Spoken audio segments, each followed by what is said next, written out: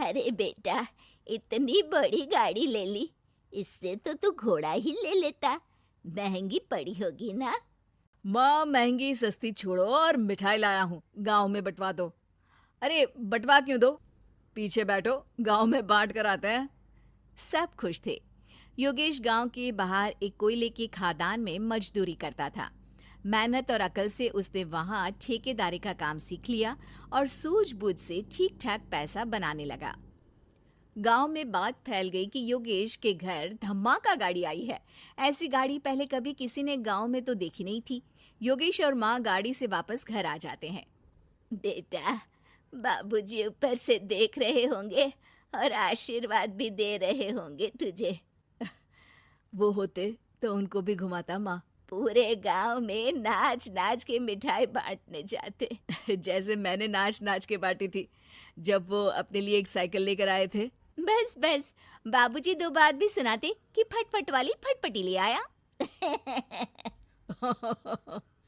सीमा आगे कहती है, अपने लिए तो ये गाड़ी ले आए और मेरे लिए? अरे ये गाड़ी तुम्हारे लिए ही तो है। पक्का मेरे लिए है? अरे पक्का तुम्हारे लिए है। अगली सुबह जब योगेश सो रहा होता है तो उसे बाहर से गाड़ी की आवाज आती है। वो घबरा कर चिल्लाता है, चोर चोर, मेरी गाड़ी ले जा रहा है, चोर चोर। माँ भी जागती है और योगेश के साथ दरवाजे की तरफ भागती है।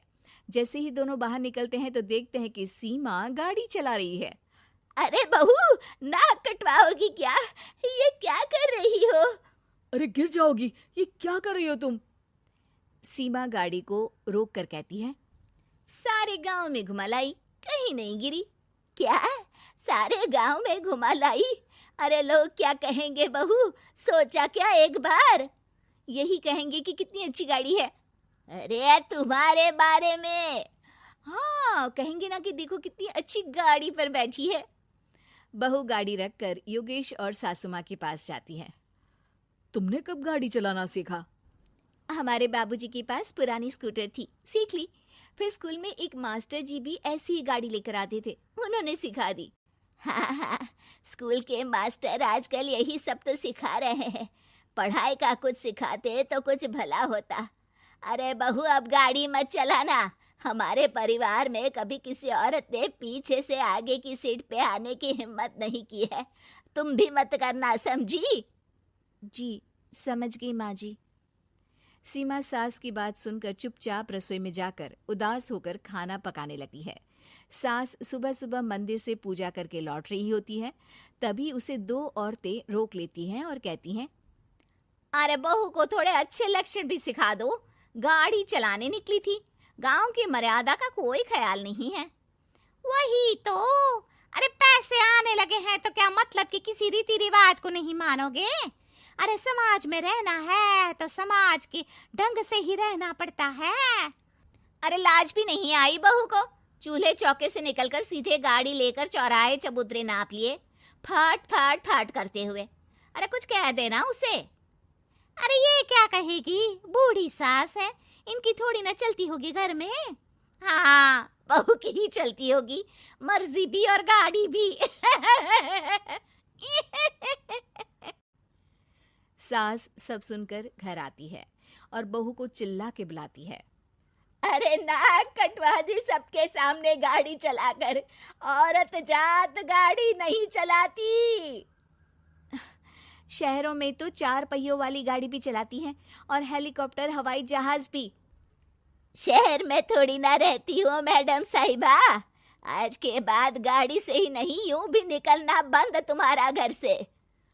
माँ सही कह रही है, कहीं भी जाना हो तो मुझे बता देना, मैं लेकर चलूंगा। आज माँ को तुम्हारे कारण कितनी बातें सुननी पड़ी।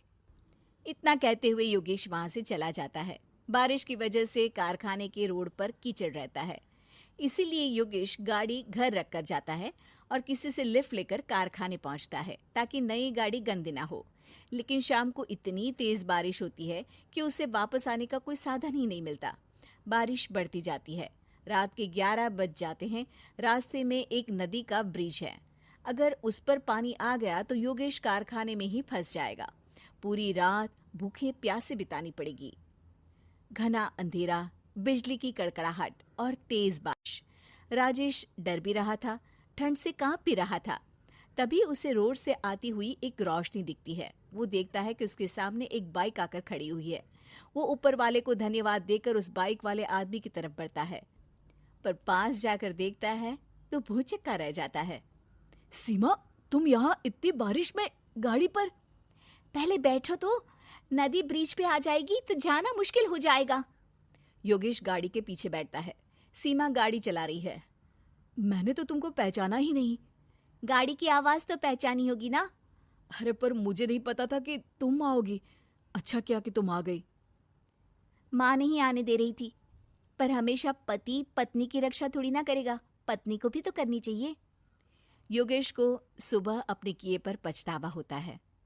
उसकी आंख में आंसू आ गए जो बारिश की बूंदों में बह गए थे। उसके बाद सीमा को सास ने और योगेश ने खुशी खुशी समाज की सीमा लांघने की मंजूरी दे दी। अब वो जहां भी जाती फट फट फट गाड़ी पे ही जाती।